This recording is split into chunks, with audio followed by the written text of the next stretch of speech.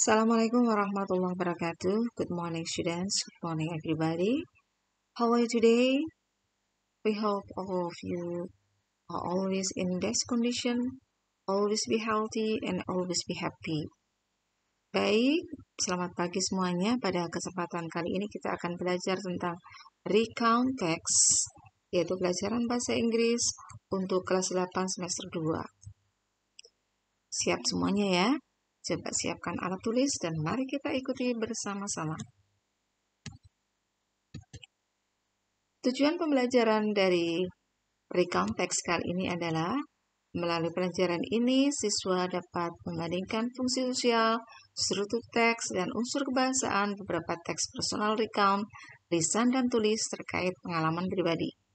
Kemudian menangkap makna dan menyusun teks recount tulis dan lisan pendek dan sederhana terkait pengalaman pribadi. Pengertian recount text. Recount text adalah recount text is a text that tell one's experience in the past. Recount text itu adalah teks yang menceritakan pengalaman seseorang di waktu yang lampau. Ciri-ciri kebahasaan atau language features dari recount text. Yang pertama, menggunakan kalimat past tense atau bentuk lampau. Misalnya, I spent my summer in Yogyakarta and I was very happy. Perhatikan kata yang dicetak merah itu menunjukkan bentuk lampau karena kejadiannya sudah berlalu. Saya menghabiskan musim panas saya di Yogyakarta dan saya sangat bahagia. Menggunakan action verb atau kata kerja action, melakukan. Contoh spend, went, brought, took, dan lain-lain. Spend menghabiskan, dari kata spend pakai D, kemudian went dari kata go, brought dari kata bring, membawa, took dari kata take, mengambil. Kemudian menggunakan adverb atau adverbial phrase untuk menguapkan waktu, tempat, dan cara. Contoh, last month menunjukkan adverb of time, keterangan waktu, yesterday, in Malang menunjukkan adverb of place, carefully menunjukkan adverb of manner, keterangan cara, carefully, happily, dan sebagainya. Menggunakan ciri berikutnya menggunakan conjunction, penghubung atau time connectives untuk mengurutkan peristiwa atau kejadian. Contohnya, ada and, or, after that, then, next, dan sebagainya. Generic structure atau struktur generik dari text recount adalah yang pertama orientation. Dalam tahap yang pertama ini penulis diminta untuk memberikan sebuah pengenalan berupa informasi mengenai siapa, di mana, kapan peristiwa atau kejadian itu terjadi di masa lampau. Di dalam bagian ini, penulis diharapkan untuk memberikan pembaca informasi yang diperlukan untuk memahami keseluruhan dari teks. Jadi, jenis instruksi yang berikutnya adalah events. Dalam tahap ini, penulis dapat menyampaikan atau mengisahkan kejadian atau peristiwa yang terjadi. Penulis diminta untuk menulis cerita dalam urutan kronologis sepertinya. Misalnya, in the first day, pada hari yang pertama, apa kejadian apa saja yang terjadi, in the next day, pada hari berikutnya, in the last day, dan sebagainya. Jadi, events bisa berupa beberapa paragraf yang kronologis kejadian itu. Yang ketiga, reorientation. Tahapan terakhir ini merupakan tahapan pengulangan pengenalan yang ada di tahap pertama. Pengulangan yang ada merangkum semua peristiwa atau kejadian yang diceritakan. Kemudian di tahapan terakhir ini penulis bisa menuliskan rangkuman dari semua peristiwa atau kejadian yang diceritakan. Penulis juga bisa menuliskan komentar atau kesan personal terhadap peristiwa atau kejadian yang telah terjadi. Misalnya dari suatu peristiwa yang diceritakan, maka reorientation-nya adalah although I was tired, but I was very happy. Meskipun saya lelah, tapi saya gembira.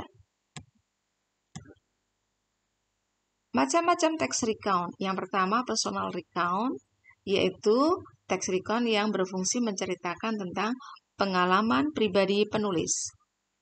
Kedua, factual recount, yaitu yang berfungsi untuk menyajikan laporan peristiwa yang benar-benar terjadi, seperti laporan percobaan ilmu pengetahuan atau laporan kepolisian. Yang ketiga, imaginative. Apa itu? Yaitu jenis recount yang berfungsi menyajikan sebuah cerita imajinatif, lalu menuliskan peristiwa atau kejadian yang telah terjadi. Jadi ini cerita fiksi. Oke, mari kita bandingkan teks recount berikut ini. Saya baca dan kalian perhatikan kata-kata yang dicetak merah dan biru dan kuning. I only slept for 3 hours last night. At 10, we heard a cry from Mrs. Ryan's home. She is our next-door neighbor. She is 70 years old and very weak. She lives alone. We went there quickly, and we found her on the floor. She just fell. She could not move her hands and her legs. At 10:30, my parents and I took Mrs. Ryan to hospital. My father and I sat in the front seats. In the back seats, my mom was holding Mrs. Ryan. In the emergency rooms, a doctor examined her. Then he said Mrs. Ryan had to stay in the hospital. When she was already in the ward, we went home. It was 2 a.m. Ya, pahami cerita itu dan kalian bisa look up your dictionary.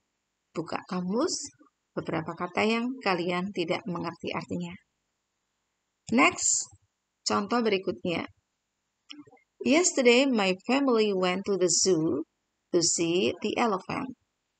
When we got to the zoo, we went to the shop to buy some food to give to the animals.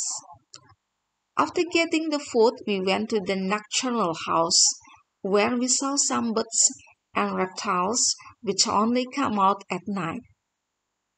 Before lunch, we went to see the elephants. It was great fun. During lunch, we fed some birds in the park. In the afternoon, we saw some animals being fed. When we returned home, we were very tired but happy because we had so much fun. Nah, di sini kalian nanti bisa menemukan beberapa ciri-ciri dari teks recount. Di sini ada adverb of place, of manner, dan kemudian adverb of time yang dicetak warna-warni. Oke, untuk berikutnya, the more exercise, you can join the next live worksheet. Nanti latihan berikutnya kamu bisa mengikuti live worksheet yang saya kirimkan. Oke? Thank you. Assalamualaikum warahmatullahi wabarakatuh. Semangat belajar dan tetap semangat.